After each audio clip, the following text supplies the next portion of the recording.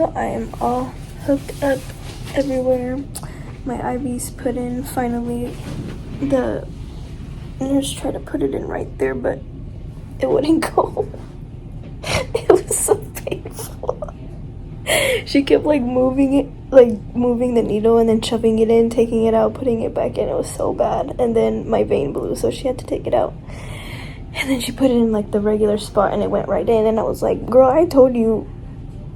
Because to begin with, I told her that my veins right there are really good. And I would know because they've been poking me like 500 times. But anyway, yeah, it went right in. But then my veins squirted out blood and then blood got everywhere. But they are about to take me back to take these eggs out. How do you feel? Nerviosa. I just want to get it over with. My stomach feels so full. And I'm so tired of all the side effects and everything. I just hope they put me to sleep really well so I don't feel anything. But I'll see you guys afterwards.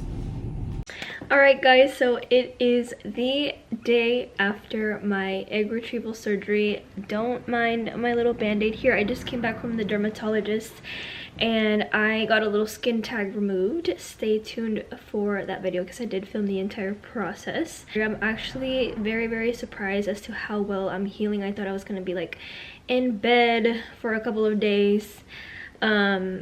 But no, literally, I was feeling so shitty the entire time before my egg retrieval surgery. Like, the side effects were just really bad. Not really bad, like, I would say on a scale of 1 to 10, probably like a 6 or a 7, sometimes an 8. I was just really nauseous. I didn't have the best appetite. I was really bloated. I was really constipated, TMI, but y'all know I like to be raw on here. Really constipated to the point where like I would take Miralax and not even that would work, and it felt absolutely horrible. So yeah, literally I had my egg retrieval surgery in the morning and I literally just slept all day yesterday. So I got home from the hospital. I slept for 2 hours. I woke up and I had my first meal. I had some lentils and some chicken tenders from Culver's. And then I fell back asleep for another 2 hours, woke up, had a salad from Culver's, and then around probably like 10:30, 11ish, I went to sleep and I didn't wake up until like 9 this morning because I had my dermatologist appointment. So I just wanted to kind of come on here and chat with you guys about how the experience of the surgery went, because I know I've been recording like all my shots and stuff like that, and the results of my egg retrieval, how many eggs I made and things like that. Every single day ever since I started going to the fertility clinic, I had to inject myself with certain medications. The 3 that I used were Filistim, Menopur, and Ganirelix. So the Menopur was the first one that I would get, that my grandma would give me, and that one would burn really bad the entire time that like she would administer it really slowly, and the whole time that it was going in it would burn really bad. The Filistim was actually the most comfortable one of them all. I didn't really feel it, so that's why I preferred to give it to myself at the end. That way I had to get the worst one out of the way first. So I was doing those 2 for about 5 days, and then after the 5 days you go back into the doctor to see how everything is working, how your hormone levels are doing. You get blood work, and then after the 5 days, every day after that, they just tell you to come in, like, oh, come in tomorrow, come in 2 days, come in 3 days, and every time you go in you get blood work done, and then that blood work and the ultrasound determines if you need to either up a dose, keep a dose the same, lower a dose, etc. So I was giving myself pretty high amounts of the 2 medications in the beginning. After the 5 days, they took the Filistim dose down from, I think it was 150 to 125, and then to 75, but the Menopur one stayed the entire same. And then after that, I had to give myself the Ganirelix shot in the morning, which was I can't even remember anymore. My brain is literally so foggy, guys. But anyways, I had to give myself an injection in the morning, and that one I didn't feel when it would go in. I didn't feel the needle at all, but literally for like 30 minutes afterwards, the area would burn. Not as bad as the Menopur one, but it would still burn. So then I was doing 3 injections a day for a couple of days, going every so often to the fertility doctor, getting an ultrasound, getting lab work done. And then I think it was either Thursday or Friday that the doctors called me and they were like, hey, everything is like moving a lot faster than we expected it to, so go ahead and stop injecting yourself in the morning with stop injecting yourself with like all the other 3 medications, and at 11:45 on Saturday we need you to inject yourself with this trigger shot, and I think the name of it was like Lupron or something. So it was a really big needle. And the only problem with that injection was that I was gonna be at the club. Today is Tuesday. Today is Tuesday, February 28th. So tomorrow is Wednesday. I have my port surgery, and then Thursday I start chemo. So this past weekend was the last weekend that I'm gonna have, you know, being myself and being healthy and being able to do whatever I wanted to do. So one of my favorite grupos was coming to La Fiesta, and best believe I was gonna go. There was no way I was gonna miss the opportunity to dance for what could be, you know, the very last time or whatever, or at least for a long time while I'm doing treatment and things. So that was the issue. I was going to be at the baile, and the injection itself had to be refrigerated. So we literally put the needle inside of a cooler with like ice packs and then took it to the club. And I was in the club. I put a timer on my phone so I knew what time I needed to go outside. We went outside, and then my friend gave me my shot in the truck outside of the club, and then I just went back inside and kept dancing. So that was a lot of fun. So anyways, my surgery technically would have been like either today or tomorrow, but since everything like moved really quickly, it was actually on Monday. So on Monday, you obviously fast. Like, you can't eat anything on Sunday the night before after midnight. You wake up and then you go in. They explain everything to you. They put in your IV so they can sedate you. And to be honest, I didn't really have, I mean, I had an amazing experience during the whole surgery, but like right before was not very good. So ever since I got diagnosed with cancer, guys, like, I have been poked in these veins here. I literally cannot even, like, I cannot even tell you how many times. But these veins I know are very good because nobody has ever struggled to get my vein on the first try in these veins. So I told the nurse, she was like, well, I'm gonna look for like a good vein to put your IV in. And I told her in advance, I was like, hey, like, I've been poked so many times. These veins are really good. She was like, okay, like, I'll just take a look. So she started looking at my veins kind of like on the side of my arms here, and you can't even see it because the light is so bright. But anyway, she started looking on the side of my arm, and I was like, girl, what are you doing? Like, I've never ever been poked in that part of my arm before. But I was like, she's the nurse, she knows what she's doing. But anyways, so she goes in and she does not get the vein on the first try. So then I'm literally sitting there like in pain, like squirming and biting my lip in pain, because she's like taking the needle and like moving it and poking it more farther in, taking it out, flipping it upside down, trying to get the blood to flow through, and it's not going.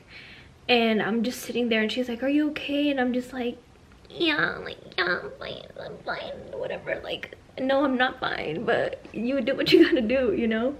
But anyways, so yeah, I was just sitting there and I was like turning around because I cannot look at that kind of stuff, and I'm just feeling the needle just go through all of my shit right there. And then she goes, yeah, I think your vein's gonna blow. And I'm like, oh my god. And then she goes, yep, it blew, I'm gonna have to take it out. And I was like, rolling my eyes, but whatever, you know. So then yeah, my vein blew, and I don't know if you guys can see, but my skin is like really bruised.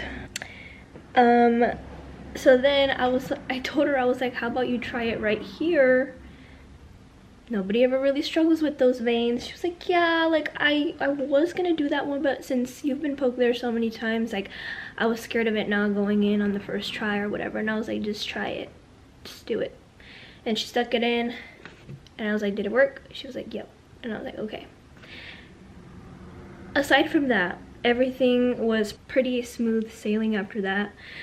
I got put to sleep AF. All of the nurses, the doctor, and the OR room were super, super, super, super nice. My discharge nurse afterwards was super, super, super nice. And yeah, the surgery went great. So then after you come back into the, like, your recovery room from the surgery, they tell you how many eggs they took out.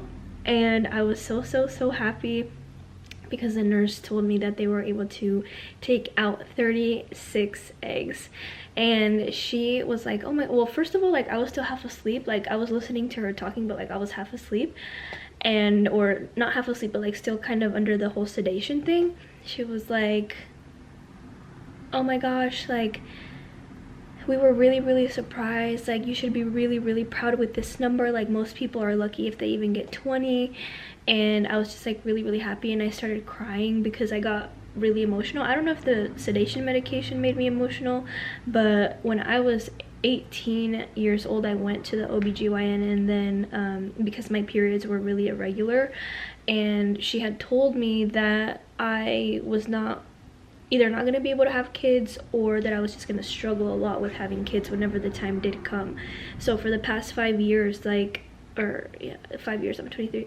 For the past 5 years, I've just been kind of feeling like a failure, because I've always wanted to be a mom, and my periods have never been regular. My hormones have always been really off, so I just felt like my body had one job and it couldn't even do it, if that makes sense. But at all of my appointments with the fertility doctor, like after every single ultrasound, they're like, oh my gosh, like everything looks really awesome, like your ovaries are doing a really, really good job, everything is moving along so smoothly. So I was just like proud of myself, like happy, but I was like, screw that doctor that told me that when I was 18, because I literally lived, like, she didn't even do any blood work, any studies, any ultrasounds or anything. She just told me that I wasn't going to be able to have kids, and I ran with it because obviously she's a doctor, you know. But I lived my whole life for these past 5 years just like feeling like a failure, feeling like my body isn't working, even in relationships that I would be in, like worrying about whether or not I was going to be able to have kids in the future if we ended up getting married and stuff, you know. So the fact that everything went along really smoothly made me really, really happy. And then whenever she told me that they were able to remove 36 eggs, I got so, so happy, because everything worked just the way that it should have. And they were able to take 36 eggs out, and then out of those 36, 27 of them reached full maturity, so they froze all 27. So that's still a really, really high number, and I'm really, really blessed and really, really thankful, because the nurse was saying that sometimes people, like, you're lucky if you even get 20 out, and then you're lucky if you even get like 15 or 10 to fully mature in some cases. So overall, I was just like really, really happy, really ecstatic, and I don't know, I'm really glad that I went through the process. The whole process itself was like, it went really smoothly. The nurses were always super nice, like they always responded to all of my messages in the portal. I really didn't have any issues. The doctor was super, super nice. Like I literally didn't have any issues with this process, aside from like the side effects and stuff like that. And then now, as of yesterday, I feel like I'm back to normal. Like I'm not moody, I'm not cranky, I'm not bloated, I'm not, like, you know, I just feel back to myself. So that's a really, really nice feeling. As of tomorrow, I get my port surgery. I get my port put in, and then the next day I start chemo. So yeah, I just wanted to kind of vlog that whole journey so I can look back on it and remember all the stuff that I went through. And then also so I can show my kids, because if they ever say that I don't love them, I'm gonna show them this video and show them what I had to go through just so they could be in this world. And then the nurses were also really surprised that like my skin still looked really good, because when you do like IVF, you get, typically they said because of all the hormones, people get like really bad acne or really bad facial hair and things like that. But they were like, your skin looks like flawless. And I'm like, thank you. I am breaking out a little bit today because I fell asleep with without taking off my makeup because I was really tired last night. That is my whole IVF. I know it's technically not IVF because they haven't fertilized any of my eggs, but they call it IVF because it's literally the exact same procedure as if I was to be doing IVF. I'm just missing the fertilization part, but the fertilization part comes later when I find a husband and, you know, whatever. So yeah, hope you guys enjoyed this video. Also, shout out to anybody and like props to anybody doing IVF because it is so hard. Like, props to you.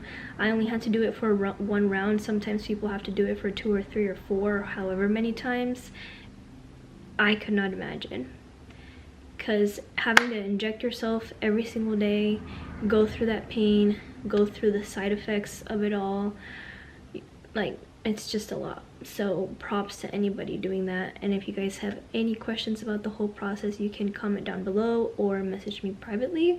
But I hope you guys enjoyed this video, and I don't know what's to come. I don't know if I'll have energy to film when I'm doing chemo. I don't know if I'll have anything to film because I'll probably just be home in my room. So yeah, thank you guys so much for watching this video. Stay tuned for the next one if there is one, and if not, I love you guys so much.